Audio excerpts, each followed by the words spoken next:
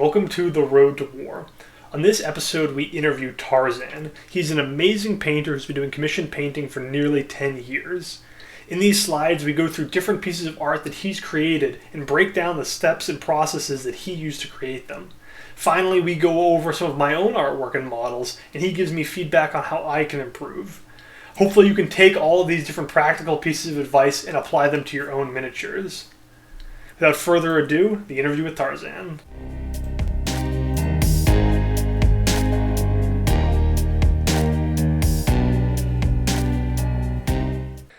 So today I'm joined by Tarzan, a master painter with years of experience and numerous best painted wins. He's a modern day Renaissance man who will smash a GT, win best painted, and still be humble. In addition to Warhammer, Tarzan sculpts clay, does body painting, is a self-proclaimed mushroom daddy. Tarzan, how are you? I'm doing pretty good. Thanks for inviting me here today.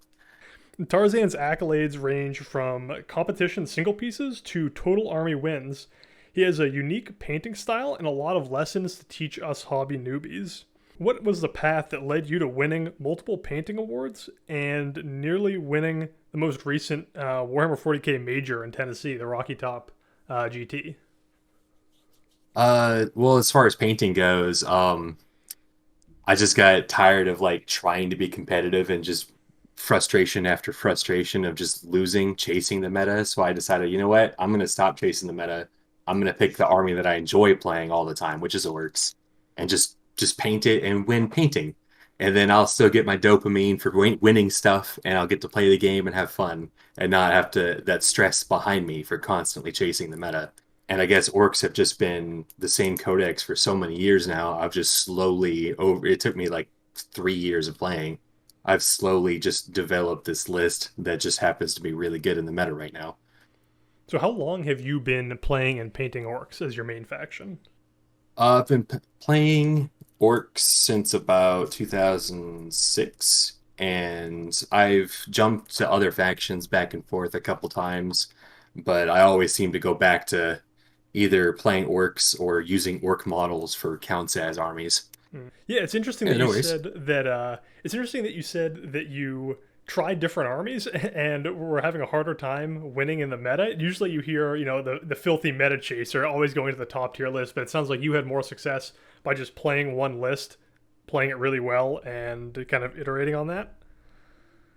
Yeah, yeah, basically, like when I think it was eighth edition, I decided I've never played Chaos before, so I was gonna play Chaos, and I wanted to do well at it, and I just got burned by FAQs and updates like back to back so many times chasing the meta that I had like just a big cardboard box full of models that were unusable, and it frustrated me. So, so I just said, you know what, I'm gonna play orcs and stick with it. Yeah, well, I mean, it sounds like it worked out for you. So here I am. I'm on slide two with an image that I pulled from your Instagram a few years ago, which is your hobby kind of painting setup. Is this what your current hobby setup looks like too? Yeah, pretty close. My uh swivel lamp or whatever that's called is it's a more modern one. It's a little brighter, and then that homemade like horseshoe half pipe thing with LED strips. I still have that. Okay, yeah. So for example, me, I only have like one just lamp, and then I have my overhead, you know, kind of like the fan with a light on it. So what is the like the purpose of this kind of overarching bunch of LEDs? Just more light, it's less eye strain. When you have a full range of light like that, you're gonna have less shadows, and you're gonna have a more accurate vision of what people are gonna see if your model was in a light box, for example, or a photo booth. That helps me when I'm trying to paint stuff like for competition or whatever. I'll be able to see what's the camera going to see, what are the judges going to see, and not just like in a hobby shop that it still might look good in a hobby shop, but there's going to be shadows. It's not going to have the best lighting as if you were like in a photo booth or something. Hmm. Yeah, I like that idea. I think that's definitely one of those like hobby level ups is getting a better light than what I'm doing, which is just like a single bulb.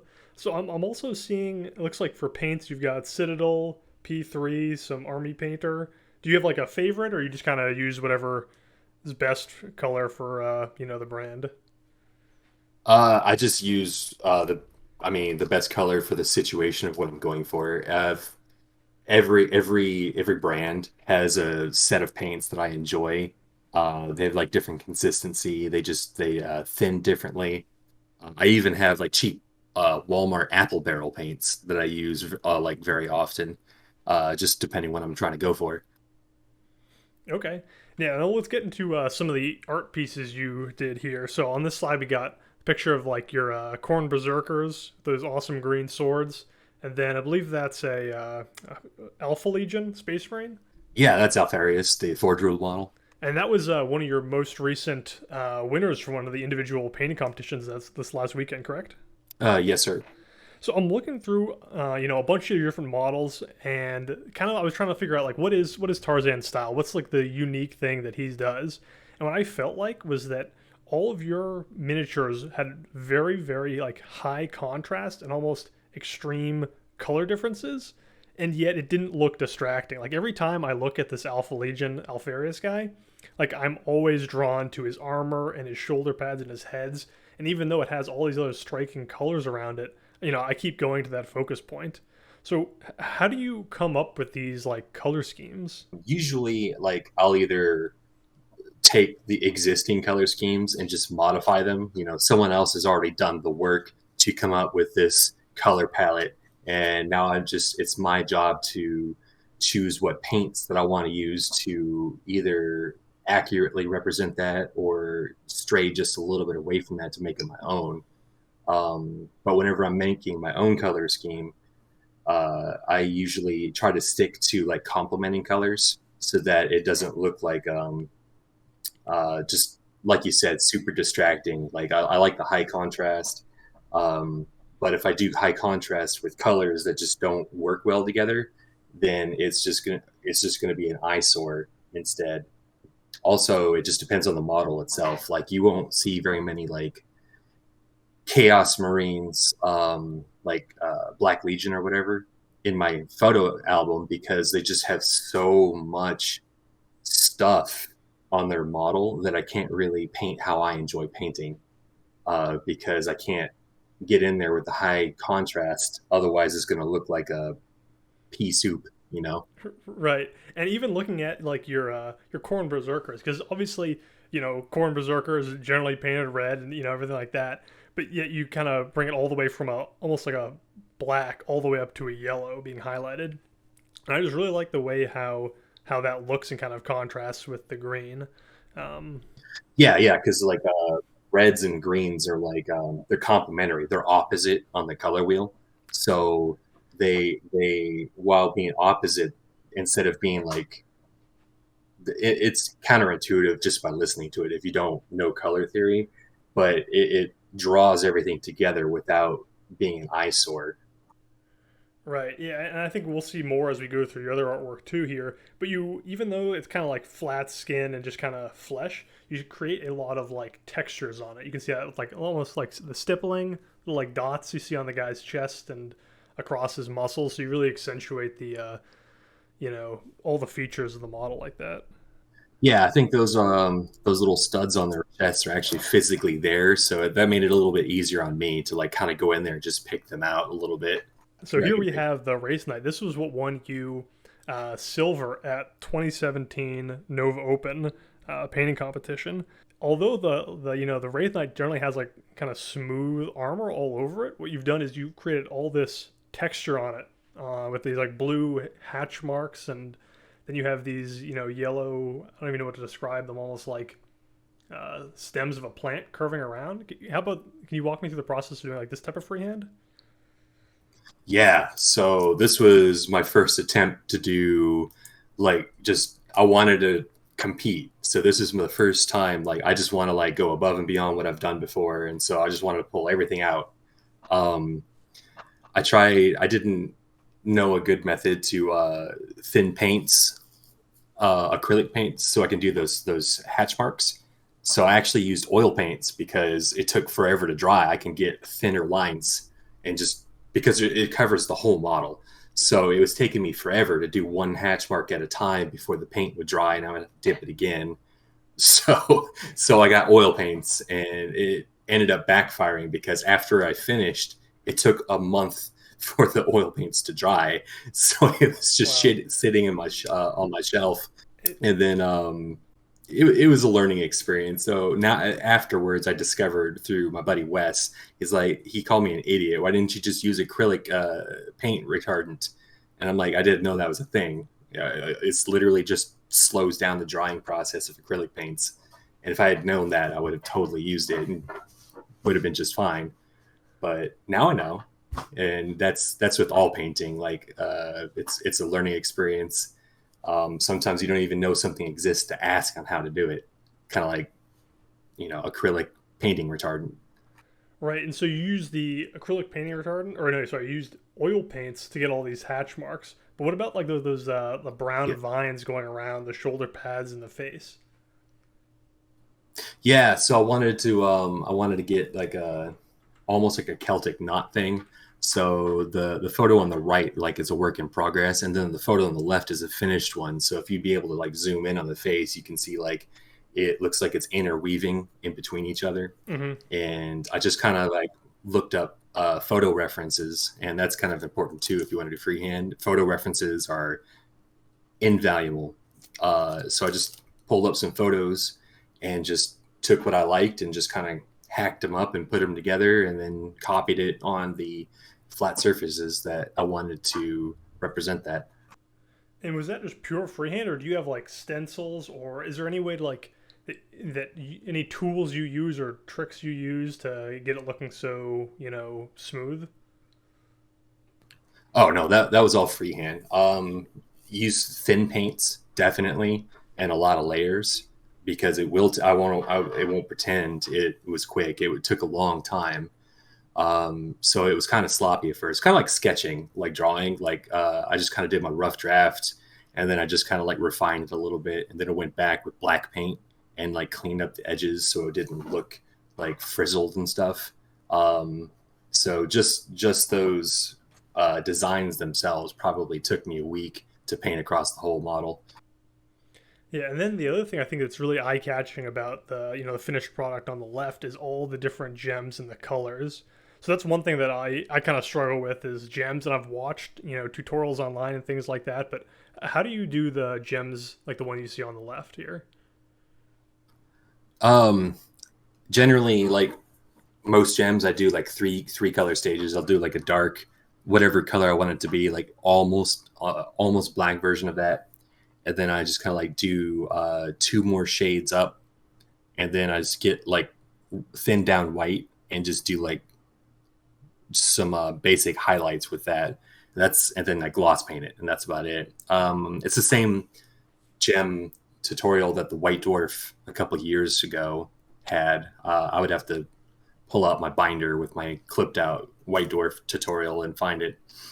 Oh, that's But I'm interesting. pretty sure it's on. You have like a Go binder ahead. of like the like techniques and things like that you've done, or you hold on to those? Yeah, yeah. Like anytime there's a white dwarf with a painting technique that I just really like, I'll get it and clip it out and put it into one of my binders. Okay, and then the other thing I really liked about this model was the kind of like the purple honeycomb. You like the faded honeycomb you have along tops of the shoulder pads around the head and the back of these kind of like spines going down it. How did you do those? Yeah, that's those are stencils. I got those from Fallout Hobbies. They sell all kinds of amazing stencils for checker marks, honeycombs, um, natural webbing, like textures and stuff for like Tyranids or something you can use them for. Uh, so I just got that, and it's like a vinyl sticker. So I was able to like wrap it around curved surfaces, so that I don't have any like overspray or the problem with like plastic versions of it where it just kind of like there's like gaps and it just kind of like doesn't look very clean and crisp. Okay, so it's a stencil you kind of wrap around one of these appendages, if you will, and then you're airbrushing this color on top of it. Yes, sir. So it sounds like for this model, you've got stencils, airbrush, oil paints, freehand, all these different techniques and tools and things like that. Do you think all of those are necessary if you're trying to be a competition painter, like at that level you're at? I don't think they're necessary. I just think that some of the techniques I use speed up the process. Like you can definitely freehand those honeycombs, but I'm not that good to freehand that many honeycombs or the free time to do it. Mm-hmm. Um, it just depends on the time and effort that someone wants to put it in. But on the contrary, on the other hand, if someone were to freehand that and really put the time and love into it, they could probably create an effect that is superior to what I've done. So it's time versus results kind of a thing. Yeah, I think that's an important like kind of takeaway here that I've heard as well is that yeah, you use these other tools, and I may not have an airbrush myself, but I shouldn't be letting that be a crutch for my own self improvement or as an excuse of why I can't make something like you. Although I probably need several more years of practice. Oh yeah, I mean, painting is like a muscle. Like just the more you use it, the better you're going to get at it. The more repetition and everything. When you interviewed Eric, I've actually been helping him with painting since he started playing this hobby. Also, just encouraging him here, giving him advice here and there when he asks for it. And the where he was when he first started to where he is now is such a huge difference that I'm just like super proud of him. Like the painting that he does now is better than most tabletop quality that you'll see in tournaments. Whereas when he first began, it's like nothing against him, but it was Mm-hmm. like, well, good job, you painted it, kind of a thing, you know. And so the difference is just huge, and just the difference that 1 year can make of just really trying to improve yourself. Like his I don't know if he showed you photos of his latest Bellicor model that he painted, but it legitimately, like, I love that model that he painted. It just looks really good. It looks almost like the box art. Yeah, well, I'll definitely have to get him on. I mean, he had so much knowledge about competitive 40K that like one interview, even though it went like 3 times as long as it was planned, like you couldn't get all the information out of the guy. Like you just need more time than that. And so I definitely plan on having him on and talking about not only competitive but also his painting process. I mean, he said he painted over 100,000 points of chaos. So man, if you're if Yes. you're not if you're not good after 100,000 points of painting, then maybe you got to look at your how you practice, right? Right. He definitely went gung ho, and but someone if someone wants to improve without painting 100,000, the whole Horus Heresy range, basically, they definitely can. They don't have to. They can just paint a little bit here, like 30 minutes to an hour a day, every day, or just a couple times a week. Even will gradually improve you over time as long as you're trying to do so. Like that's your goal, is to improve. You want to look at techniques and either break it apart yourself if you're able to, or seek, advice from someone who already has done it. Or YouTube videos are great too. Like I go to YouTube videos like Duncan's videos and some other competition painters who provide their tutorials for free on YouTube is a great resource. Yeah, so it sounds like you use YouTube videos and you talk to other painters. Are there any other ways you like try to practice or get feedback and iteratively improve on your own skills? Oh, absolutely. It's good to have people who are honest with you. Like it's a not well kept secret that there's a stereotype among artists that we don't take criticism well, and that's an unfortunate truth with the whole field of art. And then there's some people that just give critique really poorly too. So it's really difficult sometimes. And I understand how it could be discouraging for a lot of upcoming artists to want to improve, because if they get that wrong interaction, it could just like one step forward, 3 steps backwards. But I was fortunate. I have a paint studio that I work with Wes, and we have a whole team of artists that we ping our, back and forth, like, hey, what do you think about this? And they can be brutal. None of them are rude, but some of them can be pretty blunt and brutal, which is good for improvement. Like, no, this is horrible. This is what you're doing wrong. This, or whatever, or you should try this. Sometimes they can give me links and resources. Sometimes they're the link and resource themselves because I'm trying to emulate something they're doing. And so as long as I can like overlook my own personal pride and not take things personally, then I can definitely improve from my own paint team. Yeah, I really like that idea. I like actually getting valuable feedback from people who you respect and who are knowledgeable in their craft. But what about someone like, let's say, myself? I'm in a pretty, um, an area where there's not a whole lot of people. I don't know a lot of artists. You're the first artist I've interviewed. Is it good enough if I just post it to a Reddit and I say, give me critiques? I don't really use Reddit a lot. It's probably the first sin of mine. um, but I'm sure just from what I've heard of Reddit, you're going to have mixed results. You're going to have some people that are going to give you just complete trash critiques.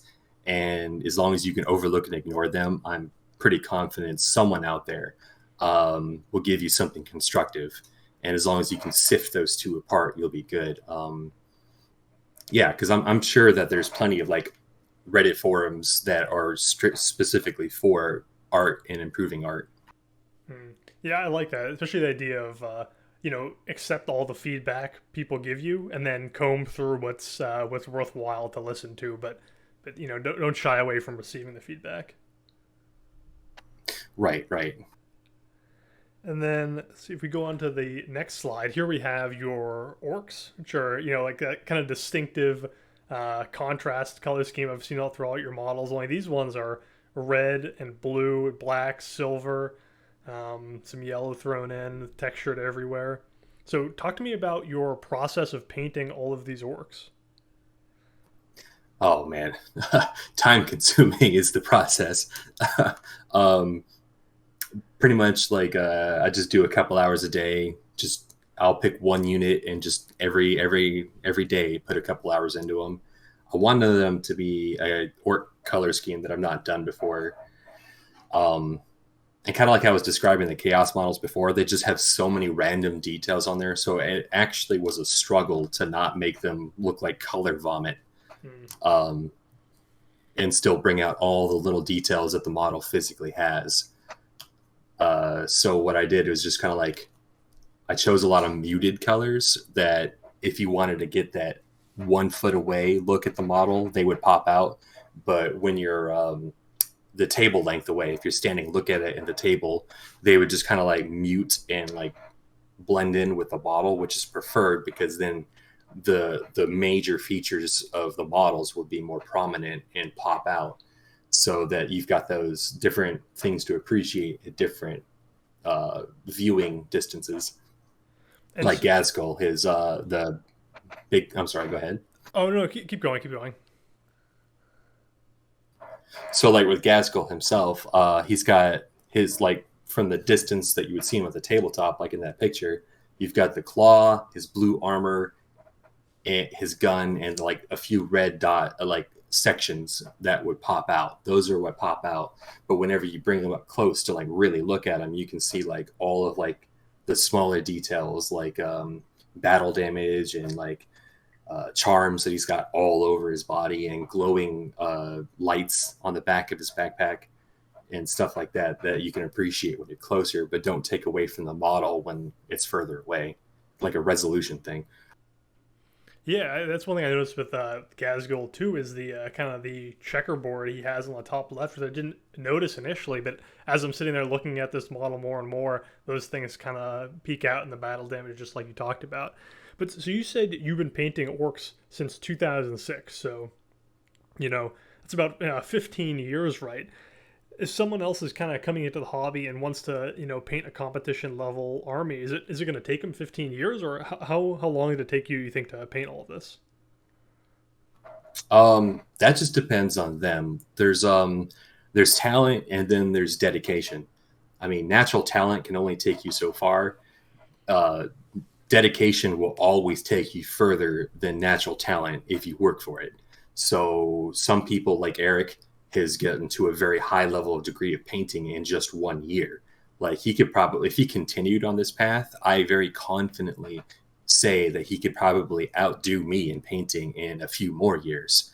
So it's just some people progress faster than others. I say that anyone can get to the level that I'm at, but how quickly depends on them. Hmm. And so, one thing, because this army won Best Painted at the most recent Rocky Top GT, correct? Yes, sir. So, when I look at this too, obviously you've got all this fine detail done, but I also really like the color scheme and that high contrast, and it's just eye catching from a distance. How important do you think color scheme is in winning a competition like Best Painted? Oh, it's absolutely important. Like if it's kind of like a resume, if it doesn't pass the 5 second rule of grabbing the person's attention, they're just going to walk off to a new table. It doesn't matter if you've got the most immaculate paint job, but it's only appreciable when you're 1 foot away. If you can't grasp the judge's attention as they're walking around looking, they're just going to give you a cursory glance and just keep going. Yeah, I wonder if that's a contrast thing. Is it a brightness thing? Like what makes a an army like eye catching? Do you have any thoughts on that? It's definitely like contrast is one way is a big one. Bright colors is, just to be honest, is a very easy way to do it. My buddy Wes, he's the opposite of me. I like bright, very contrasty colors, and my buddy Wes likes very grim, dark, grungy, rusty colors. And the way he does it is also high contrast, but it's with darker colors. Like you'll see those rust spots popping from across the table. You'll see the battle damage is very prominent. So he also does very high contrast, just with a dirtier style, which looks amazing. He's won many competitions also. Like 1 year, he and I both got first and second best painted at ATC, and we with their completely opposing paint styles. Mm. So I think, like you said, like you were asking, contrast is very important for allowing the details to be visible. Okay, I definitely like that idea. I know I've seen some models that were like, you know, 8 different shades of brown, and you couldn't really see the detail until you got up close, and it might be expertly painted, but it just doesn't sometimes catch your attention from across the board. Yeah, Okay, yeah, I see that with Nurgle a lot also. yeah, yeah. Some armies definitely, I would say, lend themselves more to it. Maybe like with trim. I imagine it might be hard if you have an entire like Tyranid army. You have to kind of put a lot of extra detail into the flat parts. Do you think that also is dependent, like the type of army you play and what the models look like? Oh, absolutely. So like you said, Tyranids, for example, that I would consider that like easy to paint and look good, but hard to paint and look really, really good, because they have so many flat surfaces, like their carapace and stuff. Um, you can paint it, you can edge highlight it, and it'll look good. It won't look bad, but it's not gonna like really be that wow factor. I've seen some that people copy like the color patterns of like beetles or spots, like Mm. beetles with spots and color patterns, and those take a lot more time, but that colored contrast really pops and grabs people's eyes to come to your table to look at your models. And then that initial grasping of that attention is what is going to bring them closer to your models to look at all the minor details that they wouldn't have seen from across the table. Right. So yeah, if you have something like that's totally, flat and you do the bare minimum, it looks pretty flat, but it also could be a palette for you to do all those type of freehanding and hatch marks and honeycombs like we saw in your Wraith Knight, because you took that flat model in a lot of ways, smooth model I think is a better term, and but added all this texture to it. Yeah. Okay, yeah. The other thing I wanted to talk about too is looking at your orcs. Obviously, you've got a mix of characters, you've got a mix of vehicles, Legrot guys. So how do you do a balance between painting a character and painting just a run of the mill like boy or Gretchen? Uh, how let's see, how much time I want to put into it. So, like Gazgul probably took me like 60 hours to paint just with him, whereas 60 hours painted me like 20 orc boys. Um, I probably put a lot more time than I should into my stuff, but I'm just really trying to make them look really good as a whole. So if I were to do it again, I would probably put a little bit less time into models that you would never really notice, and put more attention into like the bigger models, like the vehicles and Gasgul, and less into the guys that are just hiding under a rock somewhere. Right, right. Yeah, I think that obviously the orcs have such like personality to them that I think that also kind of lends a benefit of kind of telling a story. Um, but one question I had too is about like what is the actual like trade off? Like what is when you say you do 60 hours on Gazgul and only maybe a couple hours on a Grot, let's say, like is it just less layers? Are you not doing battle damage on them? Like what are you um, not getting? So more layers would be the easiest way to describe it. So like the blue on a Grot's cloak is going to be probably like 3 or 4 layers, maybe. Whereas the blues on Gaskull's claw is probably like 24 different layers that I used, just trying to be as smooth and transition as smoothly as possible. Yeah, so I guess if I'm slaving over one of my troop models like they're a character, every time I do a troop model, I'm gonna be I'm gonna burn myself out probably. Right, right, right. I mean, you could do it, and it would be an amazing troop. It would look beautiful, and that just depends on how much time you want to put into it. I mean, there's nothing against or for putting more or less time into the model, as long as you're happy. And then talk to me about like centerpieces. So I kind of consider Gazgul a centerpiece, or if you had any knights or things like that. What what value do you think that brings for a competition painting? Oh, it's a lot of value if your army's being judged as a whole. Because kind of like I was describing earlier, it's that initial eyeballing grab, eye grabbing action that gets the attention of the judges. Oh, look at that guy. So then they stoop over. Now they're a foot away, and now they can see all the detail that you've spent hours and hours on the rest of everything. So centerpieces are amazing for that initial eye grab. Okay, so it sounds like, to kind of like summing up some of the tips you've given here, you focus most of your time on these big show models, characters, tanks, etc., with a kind of a high contrast paint scheme. Getting as much detail in them as you can.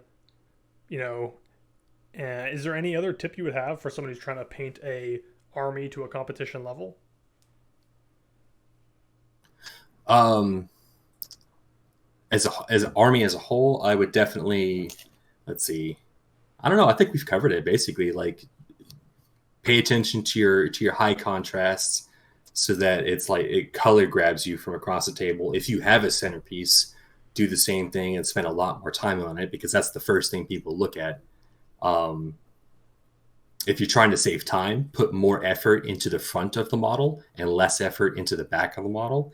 And I know that sounds like cheating, but not many people are looking at the back of your models. Like when people are doing judging, most of the time for an army as a whole, they're not going to pick up each individual model, look at the back of the model or under the model. So save yourself time. If there's stuff that you can't see unless you flip the model upside down and you're trying to save time, don't worry about it. Just make sure it's painted okay and then move on.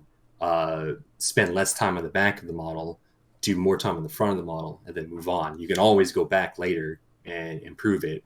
But if you're trying to get from not painted to competition ready and you're crunching for time or you don't have a lot of time, then definitely choosing what areas are important will give you higher paint results with less time.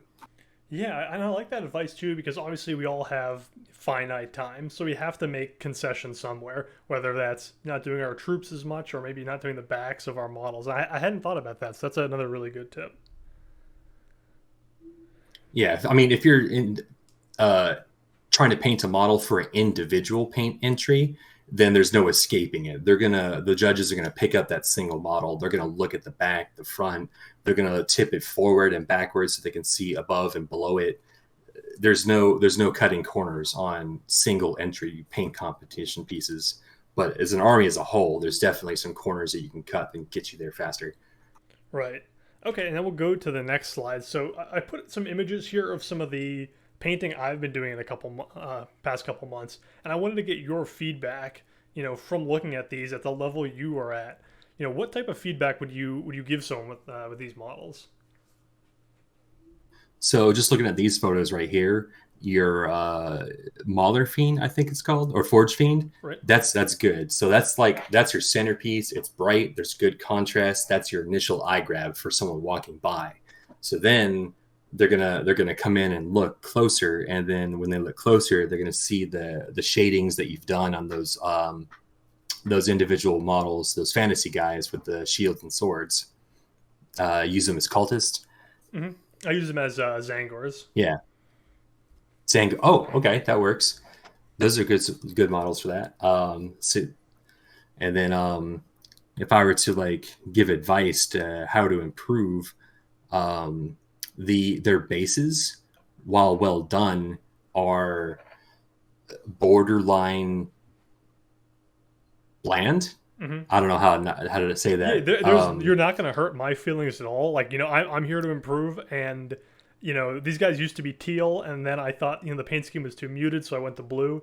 So any feedback and advice you have, I won't take it personally. Like, I'm here to improve. Okay, so I would definitely do something with the bases. Like I see you got some tufts of grass on there, on some of them, and that's good. That's a good start. Just need something to break up the monotony of the base, because like on your Zangor models, it's just one solid rock, and hmm that's it. Like if you look in nature, like rocks, like even have out in the field, will have all kinds of stuff. Like there'll be dust in the crevices. There'll be maybe some moss growing on one side, or if the planet doesn't have moss, it'll be some kind of effect. Like what you want to break apart, kind of like how the model itself has different things to break apart the monotony. The bases need that too. To otherwise, it just looks unnatural. It looks on the Mahler Fiend. It looks like you've done that a lot better, and the base is less monotonous, and it breaks apart the view, and it looks a lot better.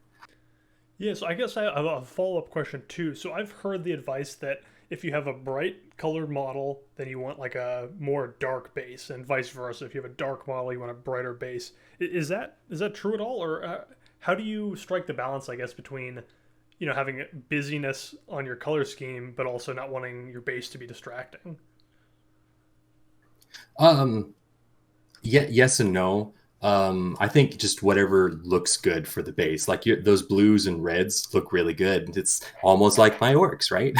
Right? Yeah, um, I definitely really liked your high contrast style. Like I that is the type of army that I would paint if I painted orcs, and I can right. paint that So I well. mean, right, right. The um, the opposing what I could sum up the model to base differences is don't put more time to make your base prettier than the model. You can make the base as pretty as you want, as bright or dark as you want, but in the end, the model is the center of it needs to be the center of the attention. So if your base looks better than your model, then it's taking away from the model. But if you paint your model up to be crystal brush level, then you can make the base come up to that level and match it. So you can have the model as pretty as you want, but never have the base prettier than. Okay. Yeah, I definitely think that's interesting. Although I don't like basing very much. I think that's everyone's got part of the hobby they don't like. For me, it's basing. Do you have any like maybe color recommendations? Do I put green flock on, green grass, or is it more subtle than that? There's a lot actually that you can do. Like, I took my color scheme. I just was driving through Arizona and Utah, and I just took photos, and I legitimately just started copying the color scheme from Utah and Arizona. Okay, so like taking And there's references different from real areas of life imagery. absolutely, yeah. So if you look at real life imagery and just take references from that, there's places in the world that look alien that I've never seen before, and I see photos of it suddenly, and I'm like, that can't be on planet Earth, or Hmm. that's not real, and it ends up being like that because I didn't know there was pink water. There's some islands in the Pacific somewhere that have like inland ponds that are pink, and I had no idea that was real until like a year ago. Huh. And just taking like examples from that, you can just like, as you said, use real life examples to just bring your basing to a more realistic level. Yeah, no, I definitely like it. And if you, I think you can tell that the models on the right on the bottom there, that was a new kind of basing style I was trying out. And the models on the left with the kind of the basic stone was my first attempt actually. So I think it's definitely going in the right direction. But I think you're right. There's maybe something else I can do to make the bases pop a little bit more, or add a little more to the models. yeah, I'm looking at it now that you bring it up. The models on the right with the Forge Fiend do look better than the bases look better Mhm. than the ones on the left. And then what about like painting? Do you see any obvious, glaring mistakes where you're like, oh, got to thin your paints, too thin coats, or is there anything else coming to you?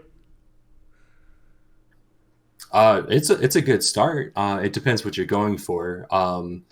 If you like the modeled color scheme, or if you like the smooth transitions, like what's your end goal? Well, I wasn't actually, too sure. Like I only started painting these, a month or so ago. But I actually was trying to use oil paints, it was my first time using them, of like Prussian blue all the way up to, a cerulean blue. Because I thought I might be able to make a little more of an interesting thing than just edge highlights. Okay, yeah, I see the transitions on the blue. That was with oil paints. Yep. And then That looks really good. I Like, tried to edge highlight it with a lighter blue. yeah, I see that. I mean, it looks good to me. The blue transitions look good. It's very smooth. Um, how long did it take your oils to dry? Oh, a few days. It depends because these were relatively more thin coats. But when I tried to do a power sword, I I don't think it was dry when I was playing my GT tournament. Oh no. It probably took like a week to dry, and I was like sticky while I was playing the GT, so I just didn't touch the sword. Gotcha.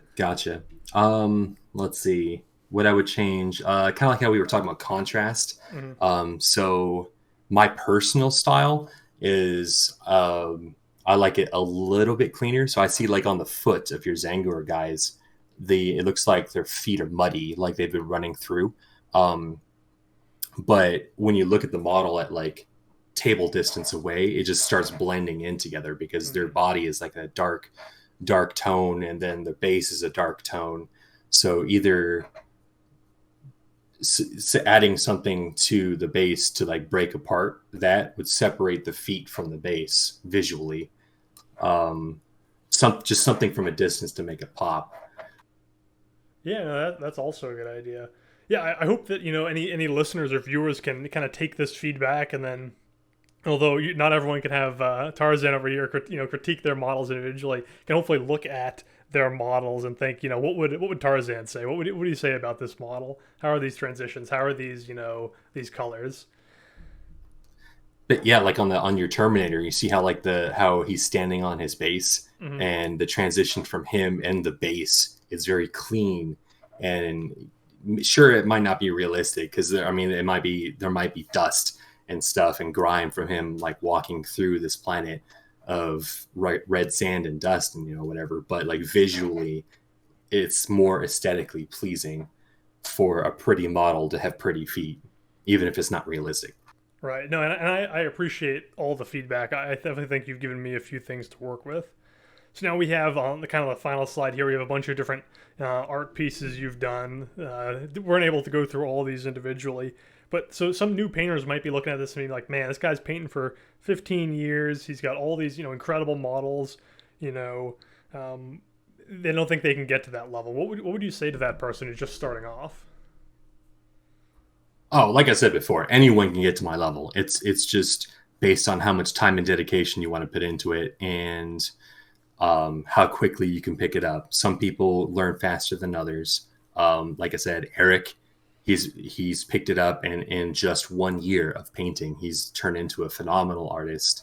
Um, if you're discouraged, find a good paint support group. And I'm not joking about that. Like, there's just, it's sometimes you just need that positive reinforcement and a gentle guiding hand, and you can continue to improve and stay away from people that talk down to you.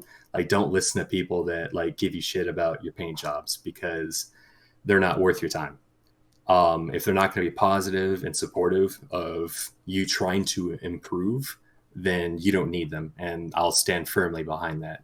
Like, I'll never talk shit about anyone's paint job. And if they ask me, I will always try and spend time to help them, give them suggestions on what directions or sources they can use to improve their quality. Okay, and if any final advice for someone who's aspiring to become a competition painter, either in army or individual pieces? Oh, yeah. If they're just starting out, the first step that I would do is try to match your box art. So anytime you buy a model kit or a set or whatever, look at the box art and try and emulate that, because GW does an amazing job of putting out box art that is deceptively simple looking, but when you really look at it, there's a lot of high skill stuff that goes on there. So if you can start emulating that and then take that further to the next step, that would be the quickest way to get to competition level. Yeah, well, thank you so much, Tarzan, for all the feedback you've given me and the advice you've given our listeners. If someone wants to connect with you or talk with you, or maybe commission a piece from you, where can they find you and see your art? I got a lot of my art on Instagram. It's Finger Paint Creatives. That's got most of my stuff. If you find me on Facebook, I'm pretty sure that you can still find me by searching under Tarzan. I'm on there, and I've got an open Facebook, so anyone can come on there and look at my photo albums with all my art. Okay, yeah, and then I'll drop those in the description down below so anyone can easily find you.